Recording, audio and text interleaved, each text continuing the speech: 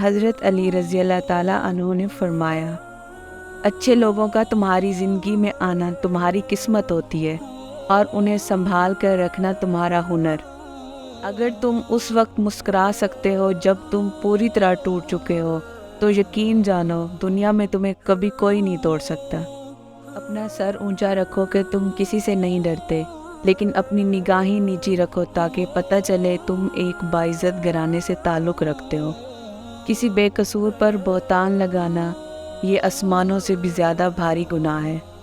ہمیشہ چھوٹی چھوٹی خوشیوں کا استقبال کیا کرو، کیونکہ انہی کے پیچھے محبتوں کا سیلاب ہوتا ہے۔ جس انسان کی جان نکل جائے تو وہ زندہ نہیں رہتا، اور جس انسان سے احساس نکل جائے تو پھر وہ انسان ہی نہیں رہتا۔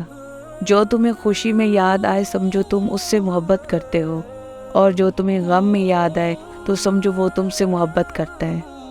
انسان زندگی میں مایوس ہو تو کامیابی بھی ناکامی نظر آتی ہے۔ مشکل وقت آ جائے تو کسی کا احسان مت لو، کیونکہ مشکل وقت 4 دن کا اور احسان زندگی بھر کا ہوتا ہے۔ صرف 2 لوگ مقدر والے ہوتے ہیں، ایک وہ جنہیں وفادار دوست ملتا ہے، اور دوسرا وہ جن کے ساتھ ماں کی دعائیں ہوتی ہیں۔ کبھی تم دوسروں کے لیے دل سے دعا مانگ کر تو دیکھو، تمہیں اپنے لیے دعا مانگنے کی ضرورت نہیں پڑے گی۔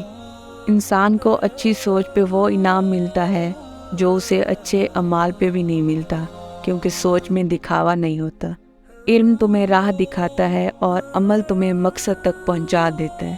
تمہارا بدترین دوست وہ ہے جو تمہیں غلط بات پر راضی کرے۔ حضرت علی رضی اللہ تعالیٰ عنہ سے کسی نے پوچھا، اگر کوئی اپنا ہمیں بھول جائے تو کیا کیا جائے؟